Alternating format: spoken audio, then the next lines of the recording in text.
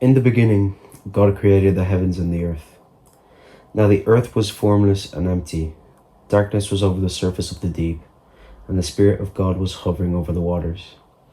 And God said, "Let there be light," and there was light. God saw that the light was good, and he separated the light from the darkness. God called the light day, and the darkness he called night. And there was evening, and there was morning, the first day. And God said, "Let there be a vault between the waters to separate water from water." So God made the vault and separated the water under the vault from the water above it. And it was so. God called the vault sky. And there was evening, and there was morning, the second day. And God said, "Let the water on the sky be gathered to one place, and let dry ground appear." And it was so. God called the dry ground land, and the gathered waters he called seas. And God saw that it was good. Then God said, "Let the land produce vegetation, seed-bearing plants and trees on the land that bear fruit with seed in it, according to their various kinds." And it was so. The land produced vegetation, plants bearing seed according to their kinds, and trees bearing fruit with seed in it according to their kinds. And God saw that it was good. And there was evening, and there was morning, the third day. And God said, "Let there be lights in the vault of the sky to separate the day from the night, and let them serve as signs to mark sacred times and days and years. And let them be lights in the vault of the sky to give light on the earth." And it was so. God made two great lights, the greater light to govern the day and the lesser light to govern the night. He also made stars. God set them in the vault out of the sky to give light on the earth, to govern the day and the night, and to separate light from darkness. And God saw that it was good. And there was evening, and there was morning, the fourth day. And God said, "Let the water teem with living creatures, and let birds fly above the earth across the vault of the sky." So God created the great creatures of the sea, and every living thing with which the water teems and that moves about in it, according to their kinds, and every winged bird according to its kind. And God saw that it was good. God blessed them and said, "Be fruitful and increase in number, and fulfill the water in the seas, and let the birds increase on the earth." And there was evening, and there was morning, the fifth day. And God said, let the land produce living creatures according to their kinds, the livestock, the creatures that move along the ground, and the wild animals, each according to its kind. And it was so. God made the wild animals according to their kinds, the livestock according to their kinds, and all the creatures that move along the ground according to their kinds. And God saw that it was good. Then God said, "Let us make mankind in our image, in our likeness, so that they may rule over the fish in the sea and the birds in the sky, over the livestock and all the wild animals, and over all the creatures that move along the ground." So God created mankind in his own image. In the image of God he created them, male and female he created them.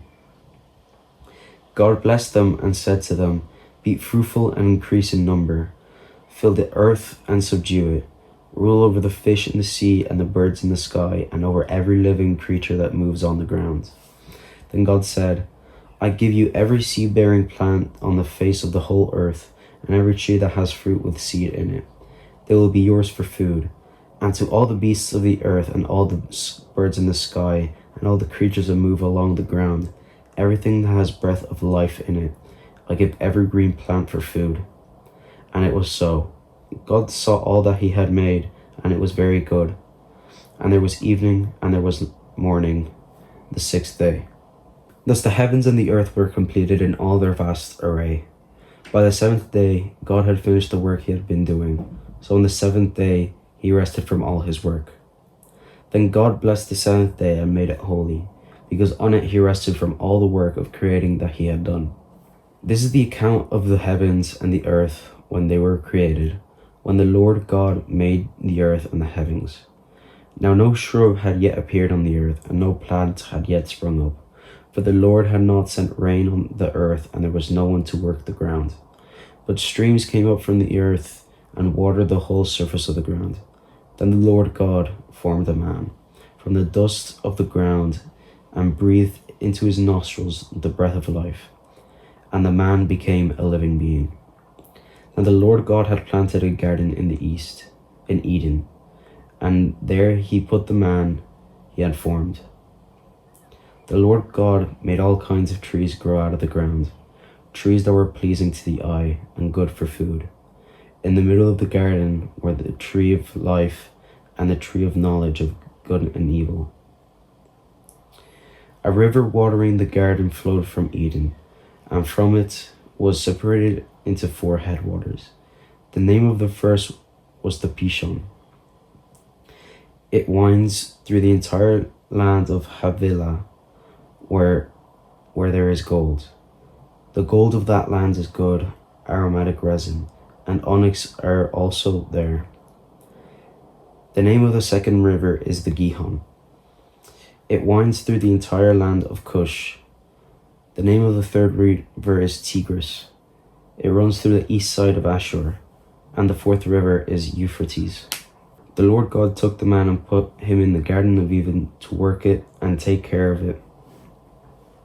And the Lord God commanded the man, "You are free to eat from any tree in the garden, but you must not eat from the tree of the knowledge of good and evil, for when you eat from it, you will certainly die." The Lord God said, "It is not good for the man to be alone. I will make a helper suitable for him." Now the Lord God had formed out of the ground all the wild animals and all the birds in the sky. He brought them to the man to see what he would name them, and whatever the man called each living creature, that was its name.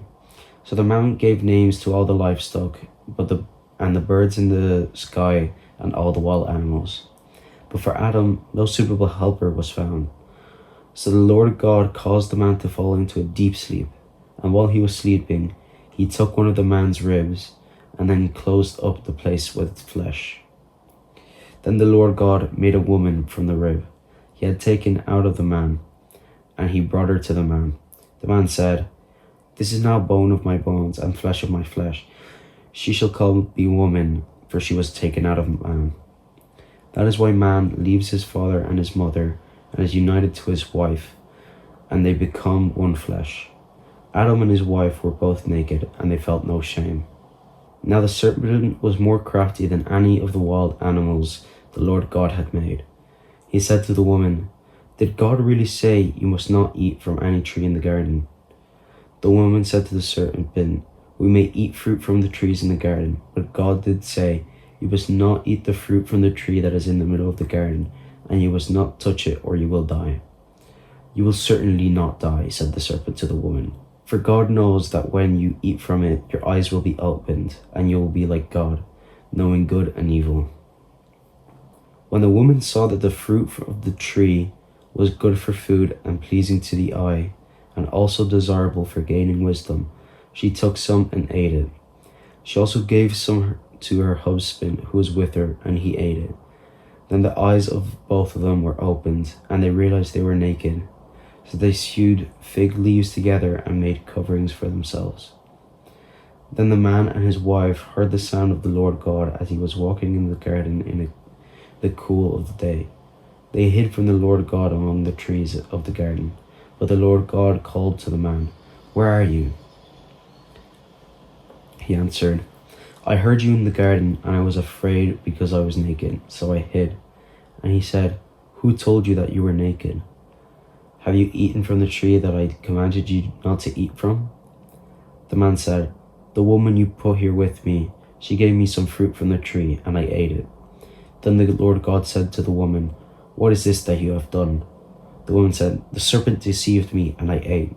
So the Lord God said to the serpent, "Because you have done this, cursed are you above all livestock and all wild animals.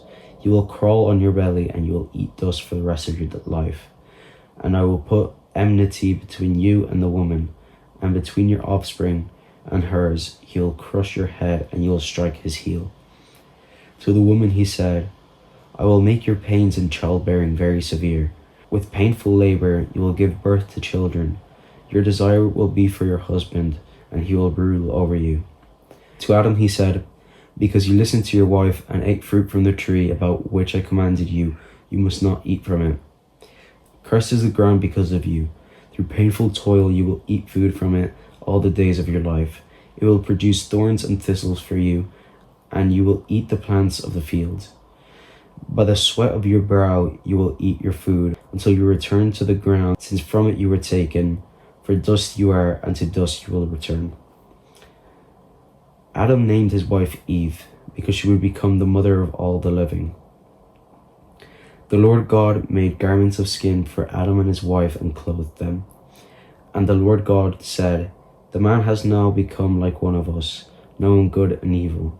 He must not be allowed to reach out of his hand and take also from the tree of life and eat and live forever." So the Lord God banished him from the Garden of Eden to work the ground from which he had been taken. After he drove the man out, he was placed on the east side of the Garden of Eden, cherubim and a flaming sword flashing back and forth to guard the way to the tree of life.